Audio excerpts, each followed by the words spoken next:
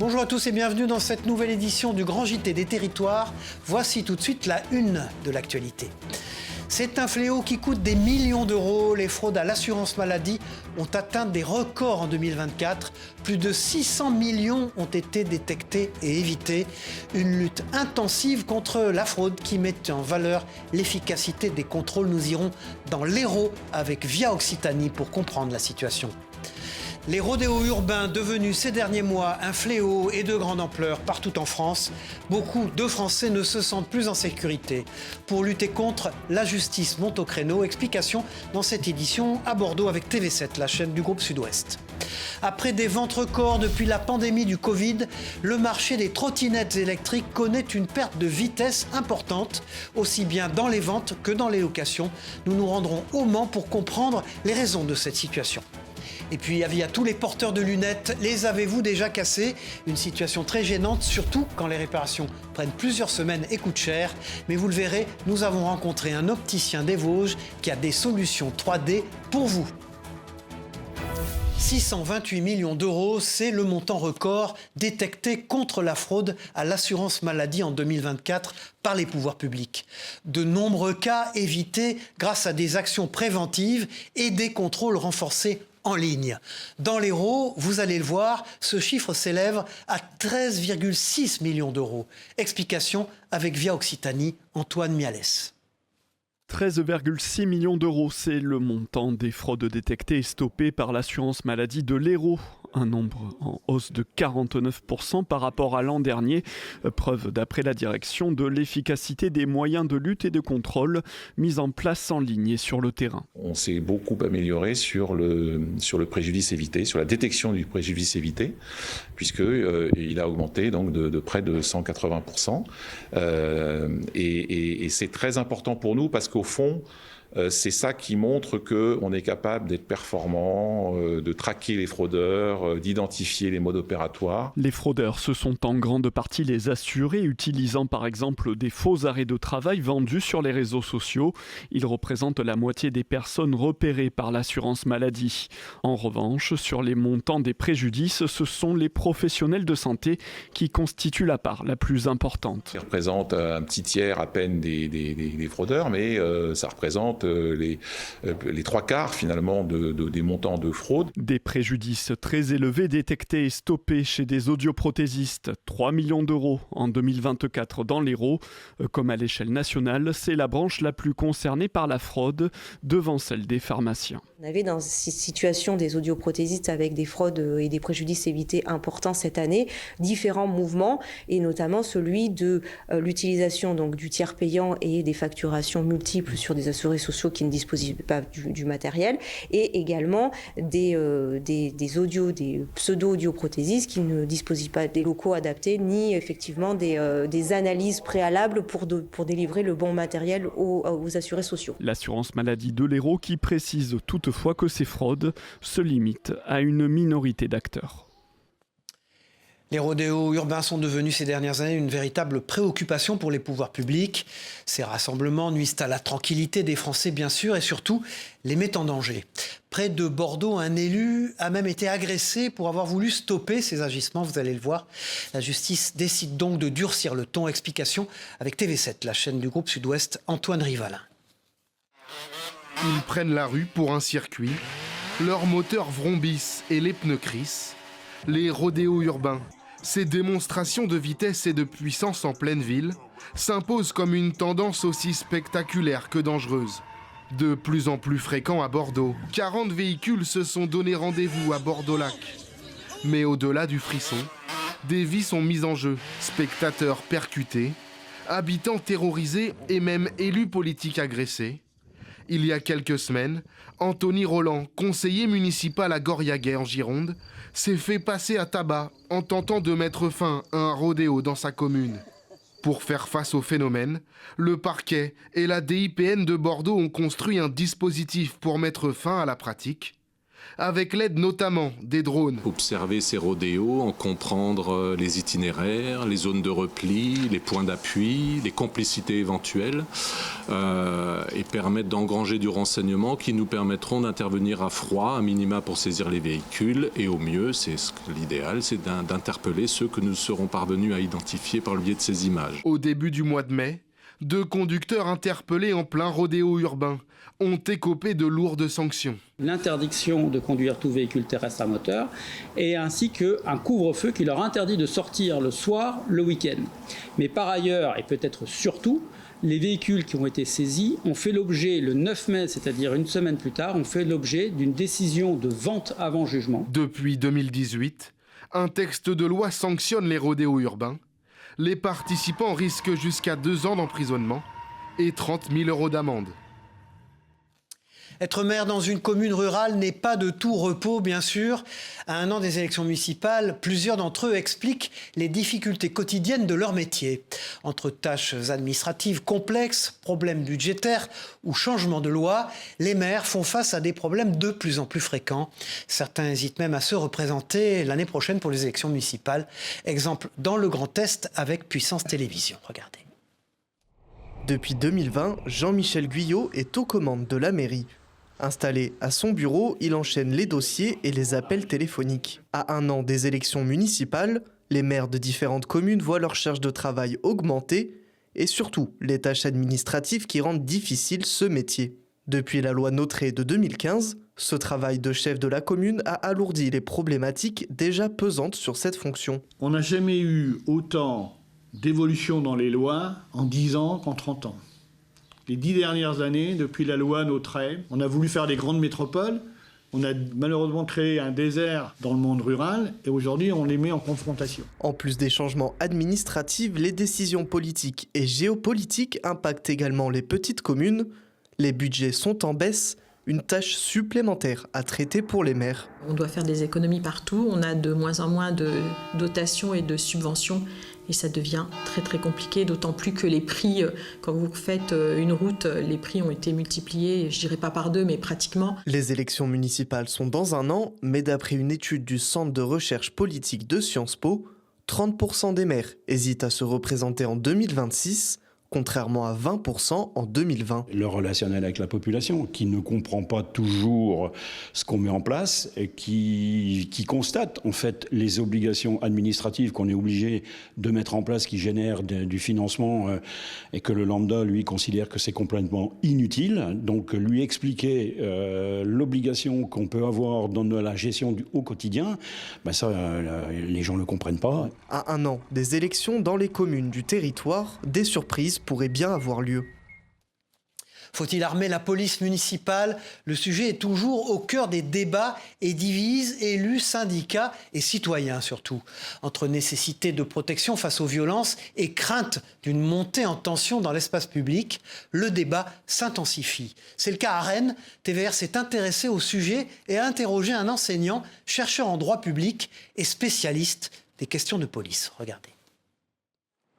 Les policiers municipaux ont-ils le droit d'interpellation? Pour cet enseignant-chercheur en droit public, c'est l'article 73 du Code de procédure pénale qui autorise les policiers municipaux, mais aussi tous les citoyens, à interpeller des individus en cas de flagrant délit de crime ou de délit, mais ils n'ont simplement pas le droit de les placer en garde à vue. En réalité, c'est plus un élément, on va dire, un peu un jeu sur effectivement les frontières des missions de la police municipale qui est mis en avant par le syndicat Force ouvrière et qui révèle en réalité en creux un problème qui est vraiment central, c'est le fait que l'armement de la police municipale est aujourd'hui le principal attrait pour un agent pour s'engager dans une ville. L'armement de la police municipale en France est ainsi une question géographique à partir du moment où une ville commence à armer sa police. Cela crée un appel d'air pour les communes voisines. Ça, c'est un élément sur le contexte rennais qui est assez essentiel, c'est qu'il n'y a pas de grosses villes autour de Rennes où les agents de police municipale sont armés. À Nantes, ils sont exactement dans la même situation qu'à Rennes, c'est-à-dire ils n'ont qu'un pistolet à impulsion électrique.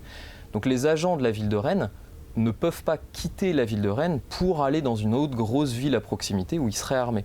Ça, c'est un élément qui, dans le rapport de force interne entre la mairie et les syndicats, va sûrement être déterminant. Et selon un rapport de la Cour des comptes, aucun obstacle juridique n'empêche un maire d'armer sa police municipale s'il le souhaite. Ensuite, tout est affaire de sensibilité politique. À droite, on demande à la police municipale d'adopter une démarche sécuritaire avec des missions d'interpellation. À gauche de l'échiquier politique, la police assure uniquement des missions de prévention. Alors que le conflit en Ukraine perdure et que les négociations pour un cessez-le-feu n'aboutissent pas, notre partenaire 8 Mont-Blanc a pu rencontrer une entreprise spécialiste depuis plus de 30 ans dans la fabrication de fusils d'assaut de précision. Cependant, vous le verrez, ses contrats avec l'armée française diminuent, obligeant l'entreprise à s'exporter. Plus de précision dans ce reportage de Jules Demeure. Ce PGM ECAT-2 équipe depuis une trentaine d'années les forces armées françaises. Avec des canons allant de 70 à 90 cm, il peut toucher des cibles à plus de 3 km. Une arme de pointe fabriquée en Haute-Savoie par le dernier fabricant français de fusils de précision. Mais dans un contexte géopolitique en tension où le réarmement de l'Europe anime le débat public et où les aides à l'Ukraine se multiplient, PGM Précision n'enregistre plus de commandes de la part de l'armée française. Ça fait 3 ans que l'Ukraine est en conflit ouvert avec la Russie. On a entendu parler de centaines de millions d'euros, je crois, d'un fonds européen de défense. À ma connaissance, la société PGM Précision n'a vendu aucune arme. Je dis à ma connaissance parce qu'on aurait pu vendre des armes à l'armée française et que l'armée française ait pu donner ces armes. Une concurrence accrue sur un marché aussi touché par la crise économique. Mais pour s'assurer d'une longévité, PGM Précision continue de se développer. L'entreprise compte aujourd'hui près de 10 salariés. Elle s'appuie en effet sur une soixantaine de partenaires étrangers. À l'échelle nationale, l'entreprise haut-savoyarde peut tout de même compter sur le RAID, un de ses partenaires historiques. Ce dernier utilise en effet ses fusils pour veiller sur la population, notamment lors des grands rendez-vous sportifs. En 1992, pour les Jeux Olympiques d'Albertville, le RAID sécurisait la cérémonie d'ouverture avec nos fusils Ultima Ratio. Et pendant les Jeux Olympiques de Paris 2024, on avait encore des fusils PGM qui protégeaient les athlètes et qui protégeaient les supporters lors des cérémonies d'ouverture ou pendant les épreuves. Des armes héritées d'un savoir-faire local qui continueront de protéger les populations en France ou à l'international dans les prochaines années. Le trafic de drogue est un phénomène qui n'épargne personne, petites et grandes communes, tout le monde est touché par ce fléau. Les malfaiteurs transforment l'espace public en point de deal, ce qui nuit grandement, évidemment, à la tranquillité des habitants et des commerçants. Un problème majeur aussi pour les élus. Vous allez le voir, en Isère, le maire de Fontaine a décidé de lancer une occupation citoyenne. En quoi cela consiste-t-il? Réponse avec ce reportage de Télé Grenoble. À Fontaine, la mairie lance une opération inédite pour lutter contre le trafic de drogue, l'occupation citoyenne. Malgré un renforcement des moyens policiers ces dernières années, la ville reste le théâtre de règlements de compte. On dénombre 3 fusillades depuis septembre 2024. On a fait énormément de choses, mais force est de constater que ça n'a pas suffi à endiguer les points de deal. Donc on a décidé de faire une action beaucoup plus importante. Il y a un volet sécurité, faire fuir les dealers, faire fuir les consommateurs, mais également un volet occupation de l'espace public avec les habitants, avec les commerçants, avec les associations de quartier, avec les bailleurs aussi également. Moi je considère qu'il faut qu'on mène ce combat-là et qu'on dérange le plus possible. L'action est menée par la mairie de Fontaine, la préfecture de l'Isère et les polices municipales et nationales, mais fait aussi appel aux habitants. Parmi les Fontainois rencontrés, beaucoup sont motivés à l'idée de s'investir dans cette initiative, tandis que d'autres émettent quelques réserves. Enfin, je crois qu'il faut quand même qu'on essaye et que surtout qu'il y ait une action coordonnée, police nationale, police municipale, bailleurs, habitants, pour faire reculer ce qui est maintenant devenu quand même un fléau. Moi, occuper un lieu jusqu'à 8h du soir et pendant 10 jours, je ne vois pas en quoi ça change le problème. L'opération doit durer une dizaine de jours, mais la mairie n'exclut pas la possibilité de la reconduire. L'année dernière, près de 50 000 personnes ont acquis la nationalité française. Dernièrement, la préfecture de Martinique a d'ailleurs honoré 44 nouveaux citoyens. Un moment toujours très joyeux pour eux, après avoir rempli une multitude de critères pour obtenir la nationalité, bien sûr. Cependant, le ministre de l'Intérieur, Bruno Retailleau, a annoncé vouloir durcir ces critères. Regardez ce reportage de Via ATV sur place. Anaïs est une lycéenne de 17 ans et est née à Fort-de-France. Ses parents, eux, sont arrivés d'Haïti il y a 34 ans. Elle fait partie des 10 mineurs qui reçoivent la naturalisation aujourd'hui. C'est une nouvelle vie qui commence, du coup j'aurai plus d'opportunités et c'est un avantage pour mon avenir. Rebecca vient des États-Unis. Mariée à un Français, elle vit dans le pays de son époux depuis 15 ans. Pour elle, cette cérémonie a une saveur unique. J'ai tenté même 2-3 fois avant de réussir parce qu'il me manquait toujours des documents. J'arrivais pas à y croire. Vraiment, c'était un moment que je n'oublierai jamais. Une naturalisation reçue de la main du préfet. C'est un moment où on rappelle aussi qu'une fois entré dans la communauté nationale, il y a des droits, bien entendu, et aussi des devoirs qui s'appliquent à tous les Français. Mais en 2026, les critères pour accéder à la citoyenneté pourraient être durcis. C'est en tout cas ce qu'a annoncé le ministre de l'Intérieur, Bruno Retailleau, le 6 mai dernier, en mettant le point sur quelques critères, notamment l'insertion professionnelle durable et une meilleure connaissance de la langue française. Après une croissance fulgurante du marché des trottinettes électriques depuis le Covid, les locations et les ventes de ces engins connaissent une perte de vitesse depuis plusieurs mois déjà. L'une des raisons principales est due aux travaux dans les centres-villes, compliquant leur circulation. LMTV Sarthe a pu rencontrer un professionnel du secteur qui en parle, Anthony Piton et Elisa Cribier. Les ventes de trottinettes électriques dérapent. Chez ce spécialiste au Mans, le chiffre d'affaires a connu une baisse assez marquée l'an dernier. Une tendance qui se confirme aussi cette année. L'hiver a été assez dur. On a un effet saisonnier qui est important sur les trottinettes, un peu comme sur tous les deux roues. Et on est à peu près en phase avec le marché qui baisse de 10%. On a quelques clients qui hésitent à s'acheter un véhicule parce que les travaux font qu'il est difficile de circuler sur certains axes du Mans. Même constat pour la location. Depuis le lancement des trottinettes électriques de la CETRAM en novembre 2023, dont il s'occupe aussi, beaucoup de trottinettes restent en magasin. Là, on est à 50%.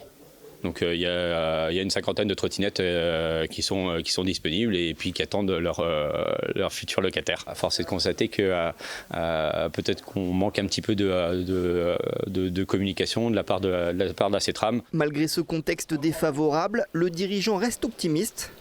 Il compte sur les beaux jours pour retrouver la route de la croissance. C'est un chiffre assez incroyable. Chaque année, 30% des fruits et des légumes produits n'arrivent pas jusqu'au consommateur et donc 10% sont directement jetés. La raison, ils ne remplissent pas des critères esthétiques stricts. Alors pour lutter contre ce gaspillage, une entreprise corse a décidé de les récupérer pour produire ses propres jus. Écoutons le président de cette entreprise au micro de Télépaésé. L'objectif, c'est de valoriser ce qu'on n'arrive pas à vendre en frais et de monter des filières pour pouvoir exprimer le meilleur de notre terroir, le terroir insulaire. On développe des produits qui sont soit du jus, du pur jus de clémentine à destination des industriels, des glaciers, et on développe aussi la marque qu'on développe maintenant depuis 2-3 ans, qui est la Goursica, donc cette boisson pétillante à la clémentine et à l'extrait de népis. Qui n'a jamais cassé ses lunettes? Un moment particulièrement gênant, surtout quand les réparations prennent plusieurs semaines. Alors pas de panique, un opticien qu'on va vous présenter maintenant propose de créer en seulement 15 minutes une paire de lunettes 3D. Regardez ce reportage de Vosges Télévisions.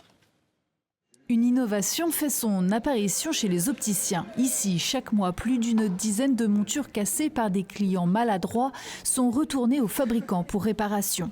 Un délai de 2 à 3 semaines est constaté généralement, ce qui peut paraître long pour le porteur de lunettes. En attendant, depuis quelques semaines, cette boutique propose de confectionner une monture adaptée au verre grâce à une imprimante 3D.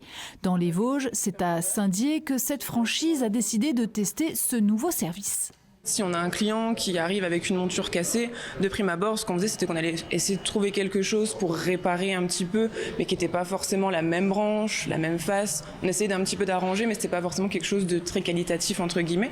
Et là, simplement, le client arrive, on lui dit simplement qu'on peut faire une impression 3D et on va lancer l'impression directement et en un quart d'heure, c'est fait.